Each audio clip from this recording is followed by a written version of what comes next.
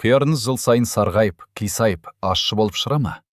Су құясыз, тыңайтқыш бересіз, жақсы тұқым аласыз, бірақ бәрібір шелектеп өнім жинай алмай жүрсіз бе?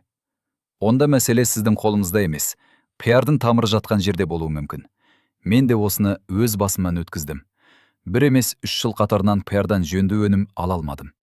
Көктем сайын үмітпен отырғызам. Жаз ортасына келгенде жапырағы сарғаяды, түбі әлсірейді, жемісі қисық, кейбірі ащы болып шығады. Ал көршілердің қияры жайқалып тұрады. Пәлегі қоршаудан асып, жасыл қияры көз қызықтырады. Басында бәрін тұқымнан көрдім. Бір жылы қымбат тұқым алдым. Келесі жылы басқа сорт ектім.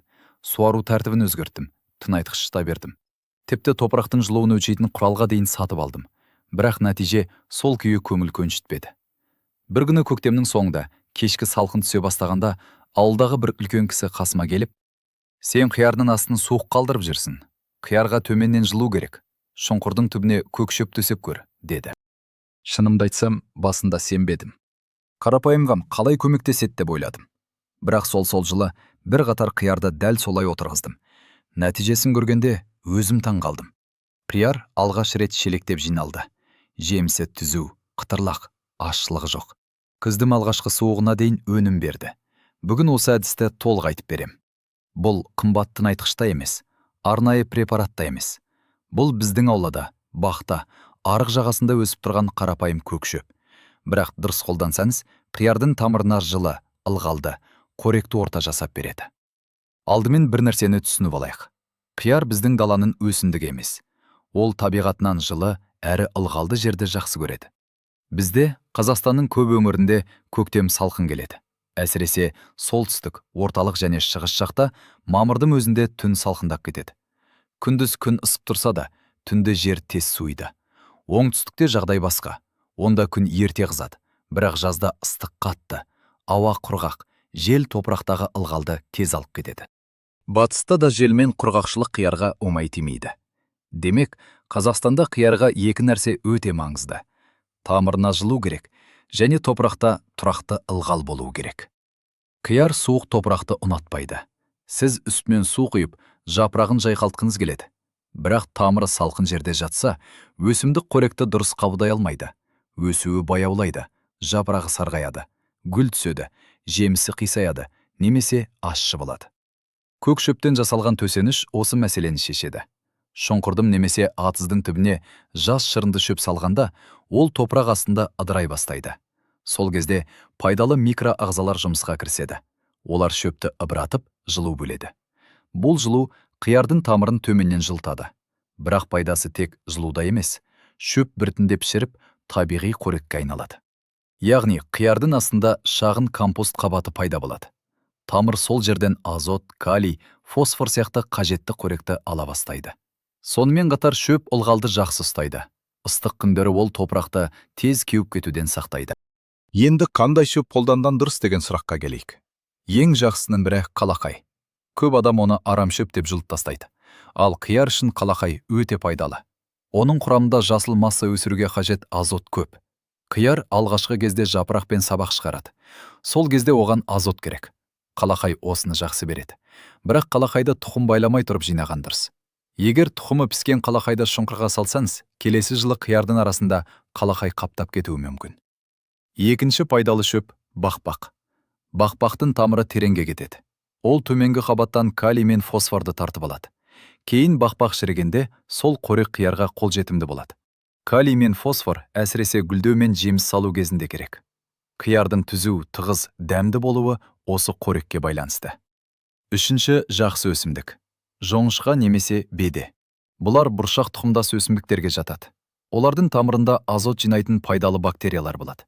Сондықтан мұндай шөп топырақты байтады. Егер қолыңызда жоңышқа, беде немесе жас бұршақтың сабағы болса, қияр астына салуға өте жақсы. Әрине, тек осы шөптермен шектелудің қажеті жоқ. Жас шабылған көгал шөбі, сәбіздің немесе қызылшаның жасыл сабағы, жас лопух, жас жусанның жұмсақ үркені де жәріп жас. Шырынды және тұқымсыз болуы керек. Бір нәрсені қатты есте сақтаңыз. Піскен тұқымы бар арам шөпті ешқашан қиярдың астына салмаңыз. Бір маусым өнім аламын деп, келесі маусымда арам шөппен алысып кетесіз. Сондай-ақ бидайықтың, шырмауықтың тамырын салмаңыз. Бұл өсімдіктер өте өміршең, топырақ астынан қайта көктеп шығады. Кейін қиярдың пәлегінің арасынан жылу қиын болады.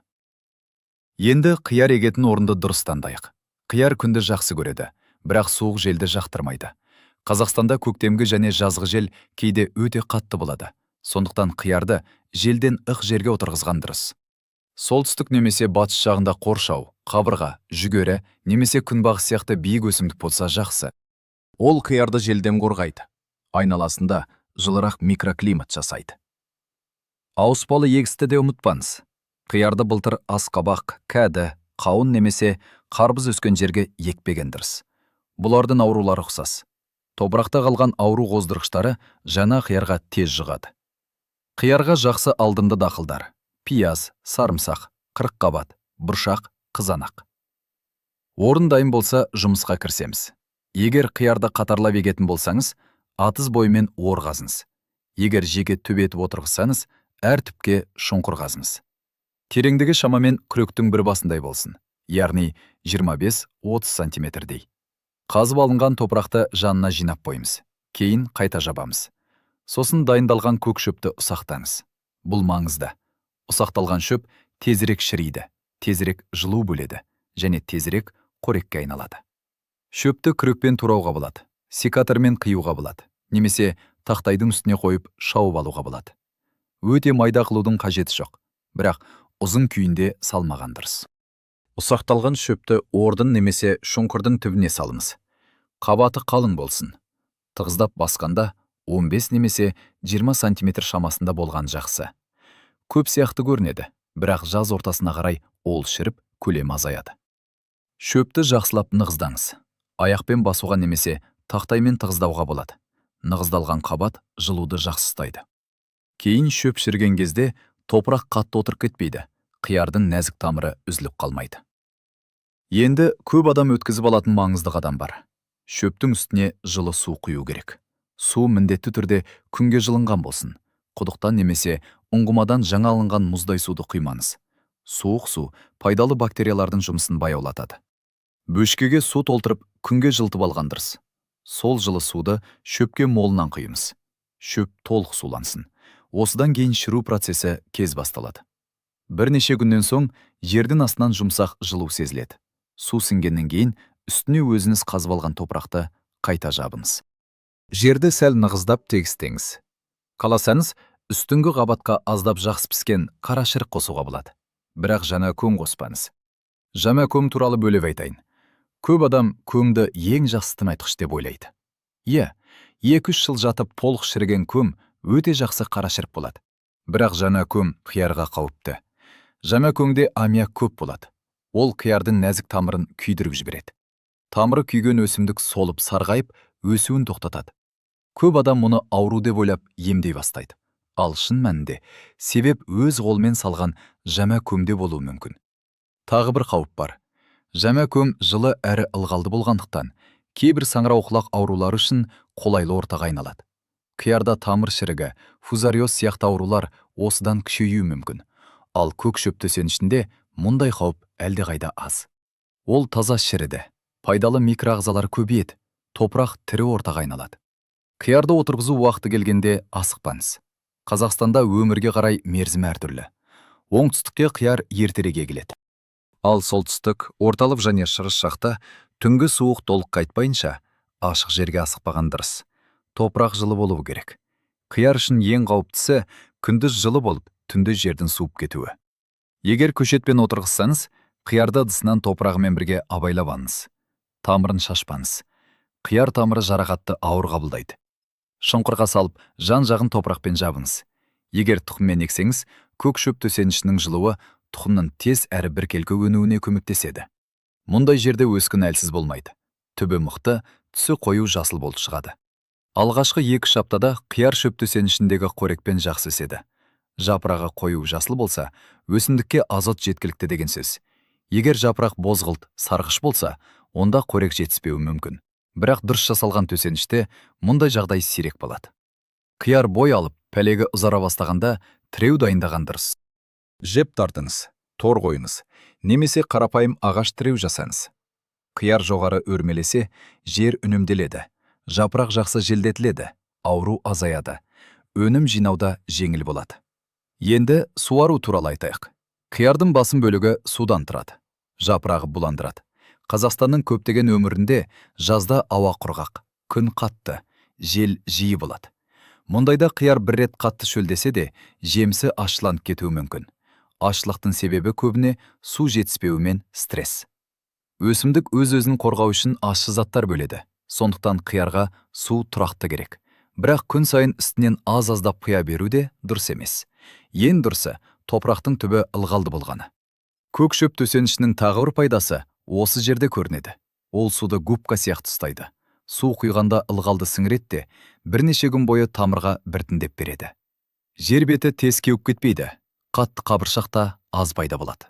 Ыстық күндері қиярды 2-3 күнде бір рет молынан суаруға болады. Бірақ су жылы болғаны жақсы. Мұздай суды түбіне құйсаңыз, өсімдік стресс алады. Әсіресе ұңғыма суы өте суық болса, алдын ала бөшкеге құйып жылытып алыңыз. Міндетті түрде мунча қолданыңыз. Мунча дегеніміз топырақтың бетін жабатын табиғи қабат. Қиярға сабан, құрғақ шөп, шала кептен шөп, түскен жапырақ жарайды. Қабаты шамамен 5 сантиметрдей болсын. Мульча топырақты ыстықтан қорғайды. Жалаңаш жер күн астында қатты қызып кетеді. Ал қиярдың тамыры бетке жақын орналасады. Қатты қызған топырақ тамырға зиян. Мульча жерді салқын әрі ылғалды ұстайды. Сонымен бірге арам шөптің шығуын азайтады. Уақыт өте келе өзде шіріп, топырақта қорек болады. Көк шөп, төсеніш пен мульча бірге қолданылса, қиярға өте қолайлы орта жасалады. Сіз күн сайын су тасып шаршамайсыз, арам шөпте азаяды. Өсімдікте бір қалыпты өседі. Гүлдеп, жеміс сала бастаған кезде қиярдың қажеті өзгереді. Алғашында оған азот көпірек болса, өнім кезінде калий мен фосфор маңыздырақ болады. Калий жетіспесе, қияр қисық өседі. Бір ұшы жуан, бір ұшы жіңішке болады. Іші бос, дәмі нашар болуы мүмкін. Қиярға ең қолжетімді табиғи калий көзі – ағаш күлі. Күлде калий, кальций, магний, фосфор бар. Бірақ күл таза ағаштан болуы керек. Пластик, боялған тақтай, резеңке, жылтыр қағаз жаққаннан қалған күлді бақшаға қолдануға болмайды. Ондай күлде зиянды заттар болуы мүмкін. Мен күл тұнбасын былай дайындаймын. 1 литр еленген таза күлді 10 литр жылы суға саламын. Жақсылап араластырып, 2-3 күн тұндырамын. Сосын сол тұнбаның 1 литрін алып, 9 литр жылы сумен араластырамын. Осы ертіндімен қиярды түбінен суарамын. Әр түпке шамамен 1 литрдей жеткілікті. Мұндай қоректендіруді өнім кезінде 10 немесе 14 күнде бір рет жасауға болады. Нәтижесі тез байқалады. Түйіндер түспей, жеміс жақсы толады. Қияр тығыз, қытырлақ болады. Тағы бір қарапайым әдіс бар. Қиярдың негізгі сабағы 20 немесе 30 сантиметрге жеткенде ұшын шырпуға болады. Кейбір бағбандар бұдан қорқады, бірақ бұл өсімдікке зиян емес. Керісінше, жанама өркендердің өсуін күшейтеді. Көп сорттарда өнімнің басым бөлігі жанама сабақтарда пайда болады. Ұшын алғаннан кейін қияр бір ғана ұзын сабақ болып кетпей, жан-жаққа бұтақтанып өседі. Түйін көбейеді, өнім де артады. Бірақ мұнда сортқа назар аударыңыз. Кейбір қазіргі гибридтерді басқаша қалыптастырады. Егер тұқым қаптамасында арнайы нұсқаулық болса, соған қараған дұрыс. Ал қарапайым бақша сорттарында ұшын шырпу жақсы нәтиже береді. Тозаңдану туралы ұмытпаңыз. Қазіргі көп гибридтер тозаңдан баяқ жеміс береді. Бірақ егер сіз арамен тозаңданатын сорт ексеңіз, жанына аскөк, райхан, кориандр сияқты хош иісті өсімдіктер отырғызыңыз. Олар гүлдеген кезде арамен пайдалы жәндіктерді тартады. Сонымен қатар, кейбір зиянкестерді алыстатуға да көмектеседі. Енді аурулар туралы. Қиярда жиі кездесетін мәселе ақ ұнтақ сияқты дақтың пайда болуы. Бұл көбіне жаздың соңында, түн салқындап, күндіз ыстық болған кезде шығады. Жапырақта ақшыл өңес пайда болады. Кейін жапырақ сарғайып қурайды, өнім азаяды. Халық арасында қолданылатын қарапайым тәсіл бар. 10 литр суға 1 ас қасық ас содасын және 1 шай қасық сұйық сабын қосып, таңертең ерте жапыраққа бүркуге болады. Мұны аптап ыстықта жасамаңыз. Таңғы салқында немесе кешкі уақытта жасаған дұрыс. Тағы бір жұмсақ тәсіл – сүт сарысуы. 1 бөлік сарысуды 10 бөлік сумен араластырып жапыраққа бүркуге болады. Сарысудағы пайдалы орта саңырау құлақтың таралуын тежейді. Тілә шықса, сабынды су көмектеседі.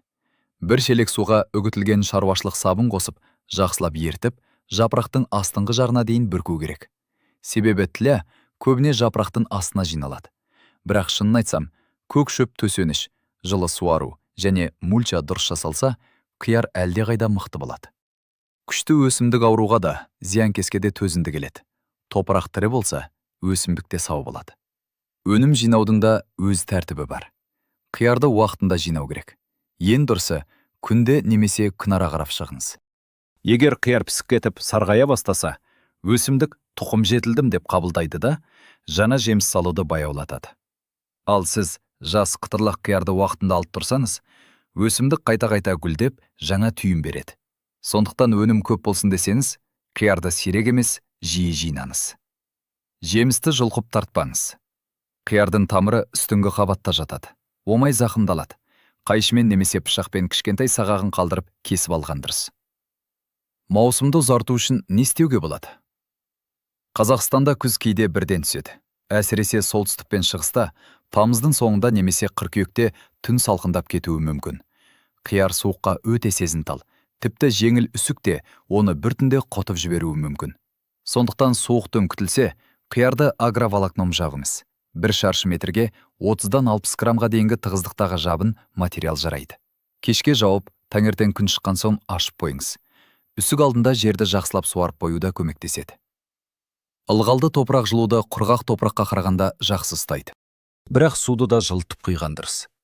Тамыздың соңына қарай ескі сарғайған жапырақтарды, өнім бермейтін бос пәлектерді алып тастаңыз. Бұл өсімдікті жеңілдетеді. Ауа айналымын жақсартады. Жаңа өркендердің шығуына мүмкіндік береді. Кейде осындай тазалаудан кейін қияр қыркүйекте екінші рет жақсы өнім береді. Мен алғаш рет осы әдісті қолданғанда бір ғана тәжірибелік қатар жасадым. Қасында әдеттегі әдіспен отырғызылған қатар тұрды. Тұқымы бірдей, суы бірдей, отырғызған уақыты да бірдей. Шілденің ортасына қарай айырмашылық анық көрінді. Қарапайым қатардағы қияр орташа ғана өсті. Жапырағы ашық жасыл, түйіні аз болды. Ал көк шөп төсенішіндегі қиярдың түсі қою жасыл, жапырағы ірі, пәлегі мықты, әр буынында түйін көп болды. Таңертең шықсам, бір шелек қияр жинайтынмын. Тамызда қарапайым қатар әлсірей бастады. Жапырағы сарғайды, ауру белгісі шықты, өнім азайды. Ал төсенішпен отырғызылған қатар күзге дейін жасыл болып тұрды. Сол жылдан бері қиярды жалаң топыраққа отырғызбаймын. Енді бәрін қысқаша ретмен қайталап өтейін. Қиярға күн жақсы түсетін, бірақ желден қорғалған жер таңдаңыз. Былтыр асқабақ, кәді, қауын, қарбыз өскен жерге екпеңіз. Күректің гүрбасындай ор немесе шұңқыр қазыңыз. Жас, шырынды, тұқымсыз көк шөп жинаңыз. Қалақай, бақ-бақ, жоңышқа, беде, жас шабылған шөп жарайды. Шөпті ұсақтаңыз. Ордың түгіне қалың етіп салыңыз. Жақсылап нығыздаңыз. Үстіне күнге жылынған су құйыңыз. Су сіңген соң топырақпен жабыңыз. 2-3 күн жердің жылынғанын күтіңіз.